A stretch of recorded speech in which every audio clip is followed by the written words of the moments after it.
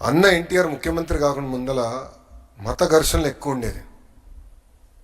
Curfew పెట్టేవారు హైదరాబాద్లో. ఇక్కడ గుర్తుందో లేదో, సీనియర్లకి గుర్తుంటుంది. ఇక్కడ కర్ఫ్యూలు పెట్టేవారు. ఎప్పుడైతే అన్నగారు ముఖ్యమంత్రి అయ్యారో దానికి ఫుల్ స్టాప్ పడింది. అంటే ఒక శాంతియుత వాతావరణంలో హైదరాబాద్ వచ్చింది. అక్కడి నుంచి మన ప్రయాణం మొదలైంది. అంటే నక్సలిజంతో పోరాడం. ఎంతోమంది నాయకులు మనం కోల్పోయాం నక్సలిజం కోసం. చంద్రబాబు నాయుడు గారిని ఆల్మోస్ట్ మనం పోగొట్టుకున్నాం నక్సలిజం కోసం. పోరాడం ఎవరి కోసం పోరాడం?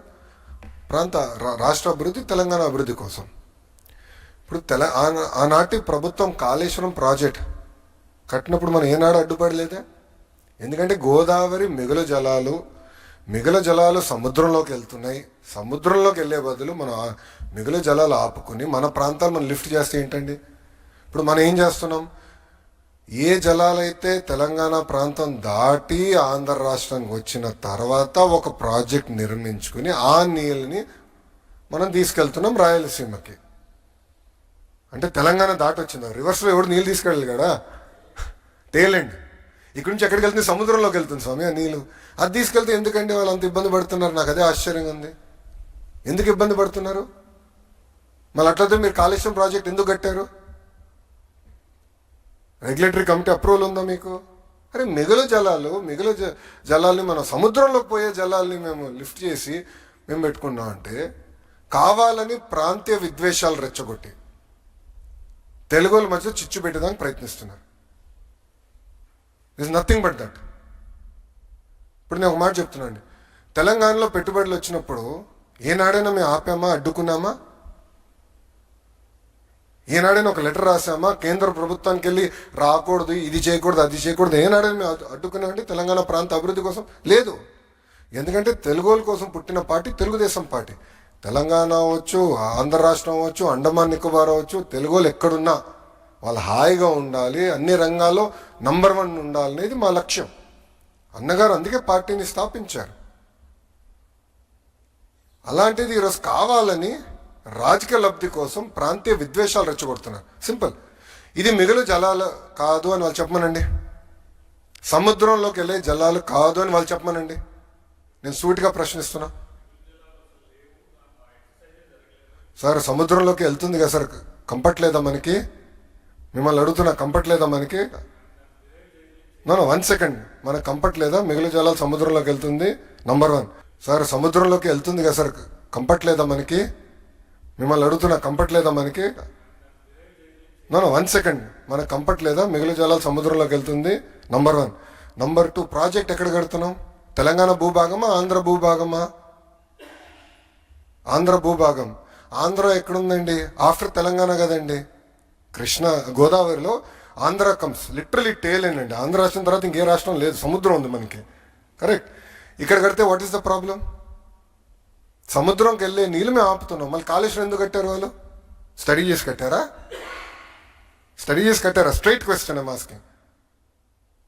అక్కడ ఒక రూల్, ఇక్కడ ఒక రూలా? అంటే ప్రాంతీయ విద్వేషాలు రెచ్చగొడతాం కాదండి. ప్రాంతీయ విద్వేషాలు రెచ్చగొట్టి రాజకీయ లబ్ధి పొందాలనే కదా వీళ్ళ స్ట్రాటజీది. I will accept that. ఎందుకు ఒప్పుకోవాలి? మేము మాట్లాడతాం. We have right to talk. Telugu వాళ్ళ కోసం ఉందండి తెలుగుదేశం పార్టీ.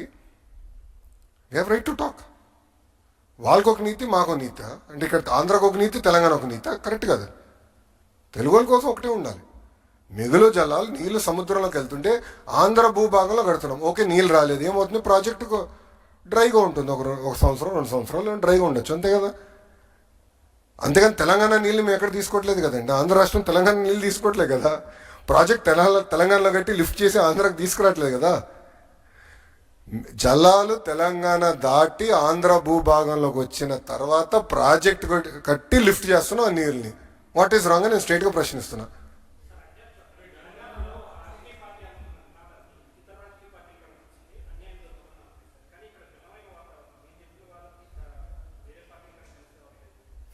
అది మాడదాం, డిస్కస్ చేద్దాం.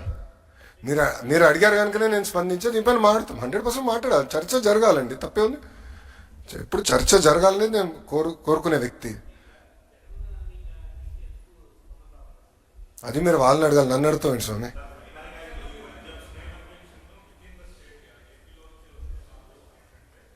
Who is objecting?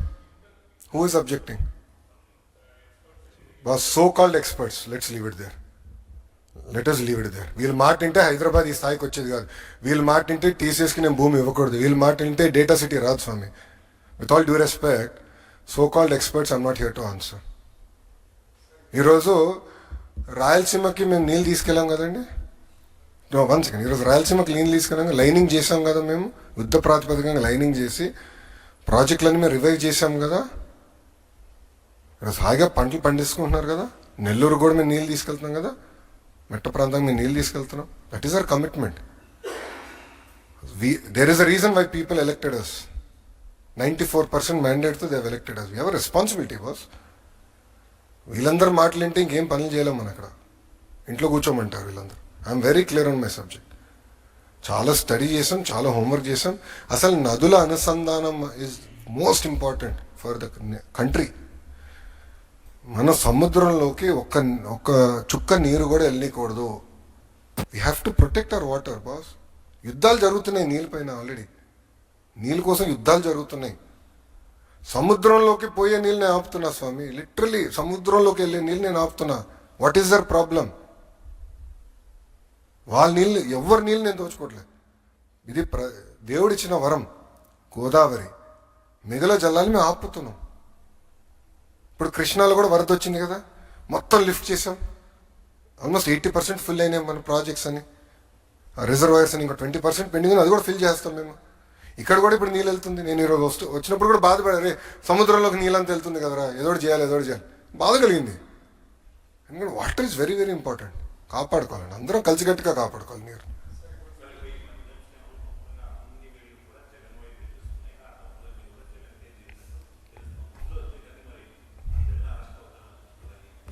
చట్టం దాన్ని పని చేసుకుంటూ వెళ్తుందండి.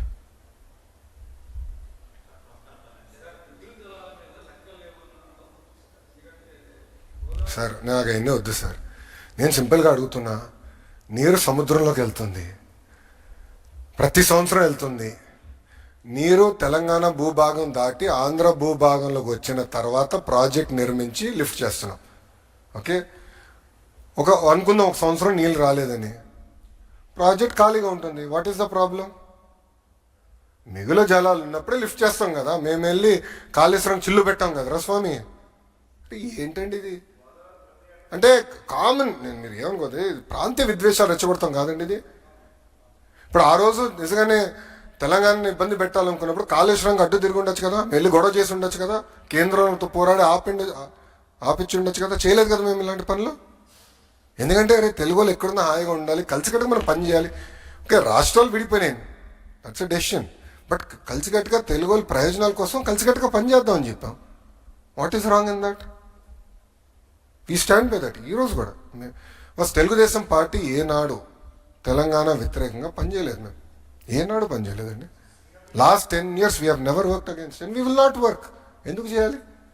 అందరం కలిసికట్టుగా పని చేయాలి, అందరం కలిసికట్టుగా ముందరికి వెళ్ళాలి. That's our agenda. కాళేశ్వరంకి ఉందండి, కాళేశ్వరంకి ఉందా? I'm asking a straight question sir. I have right to ask sir. When they are questioning me, I have right to ask that question. I have right to ask certain political parties, please allow me to finish. I have right to ask certain political parties when they're trying to draw politics and gain political gain out of this issue. I have right to ask. I will answer to CWC. You don't worry about it. I'll get my clearances. You don't worry about it. That much TDP is capable, boss. అరే Visakha steel ప్లాంట్ని కాపాడాం boss. NDA ప్రభుత్వం ఇది రెండోసారి అండి విశాఖ ఉక్కుని కాపాడింది. We know what data is. We know what excess water is. We know how to get it done. We'll get it done. We have absolutely no issue.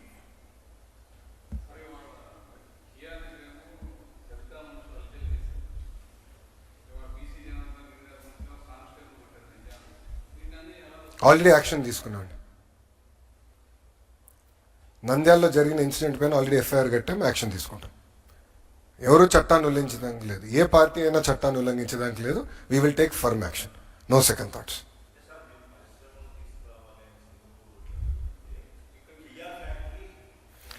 C boss, కొంతమంది ఇద్దరు ముగ్గురు గొడవ చేసానికి వెళ్ళినప్పుడు కఠినమైన యాక్షన్ తీసుకున్నాం. We have taken action. FIR is already file. We are going to take action over. నంద్యాలలో already FIR file అయిపోయిందండి. మీకు ఇంకా న్యూస్ రాలా? మేము స్పీడ్లో మేము no questions, law and order జోలికి ఎవరు వెళ్ళినా, ఏ పార్టీ వెళ్ళినా మేము ఉపేక్షించాం. ఆల్రెడీ ఎఫ్ఐఆర్ అయిపోయింది, action will be followed, no second thoughts about it. చట్టం దాన్ని పని చేసుకుంటూ వెళ్తుందండి. థ్యాంక్ యూ అన్నా, ఉంటా. జై హింద్.